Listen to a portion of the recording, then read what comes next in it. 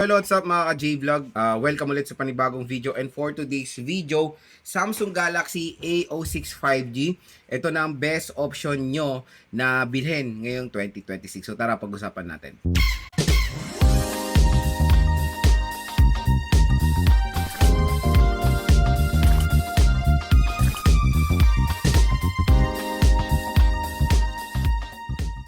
So yun mga J-Vlog, for today's video, pag-uusapan natin yung bagong cut action. Pag-uusapan natin yung Samsung Galaxy A06 5G.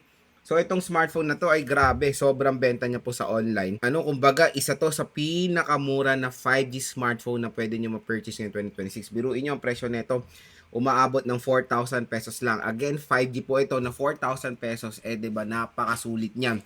Kaya nakikita ko rin sa analytics natin, isa sa umarangkada na mabenta sa online is A06 5G. So I know marami pa rin naghahanap ng smartphone na mapurchase sila ngayong 2026. At dito, no worries, bibigay ko sa inyo yung pinaka best option nyo na pwede ma-purchase under, sabihin na natin 5,000 pesos. So again, ang SRP neto is around 8,000 plus.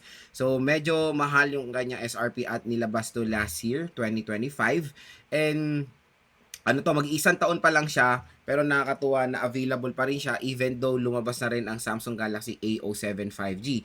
Pero habang tumatagal, mauubos na yung A06 at magpo-focus sila sa A07 kasi ganyan yung nga sa A07 4G. So yung A07 LT ay yung A06 4G. So yan na ngayon, yung mura na ngayon yung yung A07 LTE. So yun, ang presyo niya ngayon sa online mga ka-J-Vlog, daw nagkakamali is 4,000 plus lang. Ang magandang balita dito sa product link natin, sa view products natin dito, mura nyo pa makukuha, mas mura nyo pa makukuha ang Samsung Galaxy A06 5G.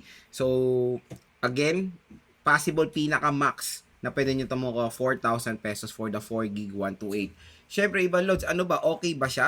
4GB 128 for a price tag na 4,000 pesos. Ito na ba yung smartphone na magandang i-recommend? Or ito na ba yung smartphone na marirecommend mo? Since nagamit mo naman na siya ng ilang beses. And again, mga ka-J-Vlog, isa sa pinaka-the best dito is yung chipset niya. Biruin mo sa presyo niya ng 4,000 pesos, nag-offer ng 5G Dimensity 6300. So yung chipset na yan, several times ko na yan nagamit, several times ko na try yung performance ng Dimensity 6300 sa mga iba't ibang brands. Definitely mga ka-J-Vlog, for its price, talagang yan yung isang magiging sulit dito sa Samsung Galaxy A06 5G. Okay na okay siya for gaming. Again, kahit na 4GB of RAM lang siya, for a budget smartphone, it can handle din naman yung mga games na usually nilalaro natin like ML, COD, Honor of Kings. And sa mga Genshin Impact, na-try ko naman siya sa Genshin Impact. It can handle Genshin din naman, pero manage your expectation. Nagfe-frame drop siya from time to time, pero playable siya. Yun ang doon yun yung sagot doon. Playable po siya, mga idol. When it comes sa display niya, I know marami pa rin madi-disappoint sa display nito. Notch display siya. Even sa A07 din naman, I don't know, hindi pa rin makamove si Samsung. Pero again, design lang naman yan, pero yung mga ibang consumers ayaw na yung mga ganyan. Hindi po nakaka-affect yan sa performance ng smartphone, pero syempre yung mga brands need to adapt na kung ano yung modern design today. Kasi dati ang Samsung ang medyo pilosopo pagdating sa mga notch. Inaasar nila ang iPhone about sa notch display doon sa Samsung Galaxy S8 nila and S9. Pero ngayon, sila naman ang hindi makamove on ngayon sa notch display. So, very ironic lang yung nangyayari ngayon. Pero let's hope na mabago na rin ni Samsung, even sa budget nila, na dapat naman na talaga notch display na, ay dapat talaga punch hole display na. Pero again, bumawi naman sa screen size, malaki naman. It is 6.7 inches, 120Hz screen refresh rate. So, ngayong February 2026, definitely mga ka-J-Vlog, isa to sa pinaka-solid na pwede nyo ma-purchase under 5,000 pesos. Biruin mo, last year pa to. Several times na natin na-review to. Several times ko na siya ni-recommend. Pero ngayong 2026, February 2026, mag-iisang taon na siya. Still, maganda pa rin siya i-recommend. Bakit? Dahil po yan sa kanyang software update. So again, ang Samsung Galaxy A06 5G, matagal po ito masusupport ng OS update. Mura na nga siya. When it comes sa longevity, pasok na pasok sa banga. Pwede to ma-update sa Android 16, 17, or possible 18. Kasi I think for a budget smartphone ni Samsung, 4 years, major OS update or 5 years. So, napakatagal na OS update yan mga idol. And when it comes sa camera niya, meron siya 50 megapixel main camera. Sa camera performance, for a budget smartphone, it can give justice naman din sa camera nitong smartphone na to. Although yung secondary camera niya, wag yun ang pansinin kasi it is a depth sensor. Pero 50 megapixel main camera for its price, napakasulit din naman mga idol.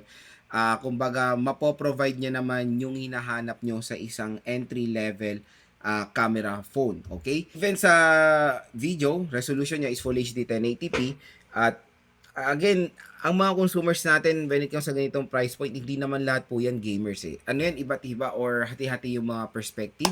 Meron tayong gamers, meron tayong gagamitin for their work, meron gusto ng future proof or longevity wise. Syempre, meron for entertainment at pang schooling, di ba? Or syempre pang online business na rin. Maraming perspective, maraming ano yan eh, maraming iba't ibang gusto ang mga consumers natin.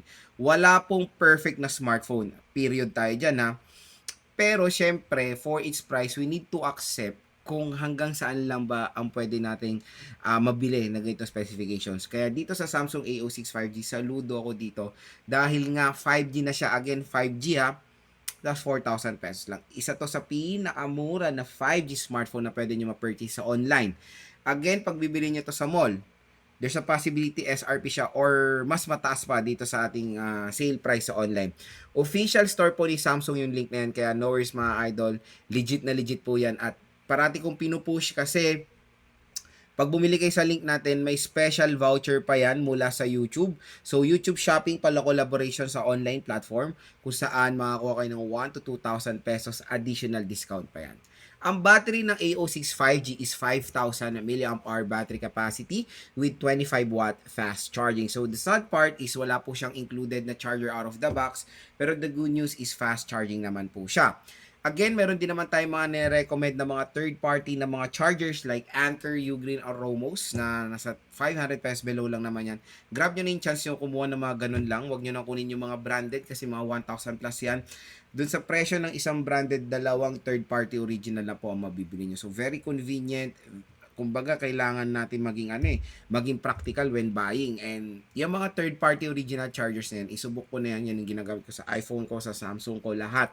Kaya, kumbaga, napagandang i-recommend ng mga chargers na yan. And when it comes pala sa design nito, is very identical sa A06 4G. Wala akong ganun, parang nakikita difference sila. Pero again, for the build quality, ergonomics nitong A06, pag ginawa nyo to, feel nyo naman na mukha siyang durable. Si Samsung ay isa rin sa pioneer when it comes sa durability ng smartphone. Matagal na sila sa larangan na yan eh. Ako, Samsung user na ako since 2011. Ang first Samsung ko is yung keypad pa, yung QWERTY na sobrang uso before, na hopefully makakita ko ulit nun. First Samsung touchscreen ko na AMOLED is J series ata yun. Bumili rin ako ng J1, di ba? So, matagal na si Samsung sa ganyang field. And sa durability, subok na sila. Even the after sales is very good din naman. Talagang, kumbaga, ang isa sa nilalaban ni Samsung pagdating sa consumers is of course yung kanilang yung perfect after sales service. Yan din ang kailangan yung hanapin sa isang brand na merong magandang after sales. Hindi yung pagkabili nyo is parang napaka-hassle na agad pag may problem yung mga phones natin. Dito na lang kayo sa Samsung kasi definitely when it comes sa overall sales nila or after sales, napakaganda, kumbaga. So again mga ka-J-Vlog, when it comes sa Ramatrom Loads, yung Ramatrom ba neto, paano po ba yan? Okay pa po ba siya ngayon 2026? Kasi pag matagalan ko po siya gagamitin, 2027, 2028, definitely yes. 4GB of RAM na at least ang pinakamaliit na pwede na natin magamit ngayon 2026 onward for its price, okay? Sabihin na naman nila, hindi na perfect ang 4GB of RAM. Talaga naman, kung binili mo ng 10,000 yung smartphone, talagang sakit sa ulo yan. Nirereklamo ko na rin yung sa Samsung dun sa A70 nila and A16 na may 4GB 128 pa, di ba? Pero pag nakuha nyo yung smartphone ng 4,000 pesos, definitely okay naman yan kasi kailangan nilang i-balance yung specs kung magkano nyo lang naman nakuha yung smartphone. Again, 4,000 pesos, hindi po malaking budget yan for a smartphone na demanding kayo sa specs. Kaya kung gusto nyo pa ng mas magandang specs, you need to add some budget para makuha nyo yung gusto nyong specs sa ganyang price point. Pero dito sa 4,000 pesos, 4 gig 128, napakasulit na yan mga idol. Kaya yan na yung chance nyo. Ngayong February 2026, grab nyo na yung chance nyo makuha to ng sobrang mura lang sa online. Ginawan ko siya ulit ng video, pinag-usapan ko siya ulit ngayong February dahil ang dami pa rin nagtatanong sa akin, kaya we need to refresh the video para rin sa mga links natin dito na ma-redirect kayo sa bagsak presyo na Samsung Galaxy A06 5G. So hopefully, nakatulong to mga sinabi ko sa inyo mga idol kung nagde-decide kayo bumili ng Samsung Galaxy A06 5G ngayong 2026.